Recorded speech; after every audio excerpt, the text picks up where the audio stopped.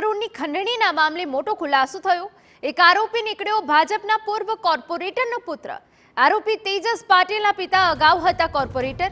આરોપી તેજસના પિતા અત્યારે પક્ષમાં નથી સક્રિય। આરોપી ધારાસભ્ય સંગીતા પાટીલનો ભાઈ હોવાનો દાવો કરતો હતો। સંગીતા પાટીલ રાખડી બાંધતા હોવાનો ફોટો પણ વાયરલ થયો। આરોપીના પિતા ભરત પાટીલ અગાઉ ઉધના સિટીઝન બેંકમાં વાઇસ ચેરમેન હતા। આરોપીના પિતા ભરત પાટીલ વિરુદ્ધ પણ બેંક ફ્રોડના કેસ હતા। આરોપીના પિતા 2 વર્ષ જેટલો સમય લાજપોર જેલમાં રહી ચૂક્યા છે। તો 5 કરોડની ખંડણીના આ મામલે મોટા ખુલાસા થયા છે, જેમાંથી એક જે આરોપી છે તે ભાજપના પૂર્વ કોર્પોરેટરનો પુત્ર જ નીકળ્યો છે।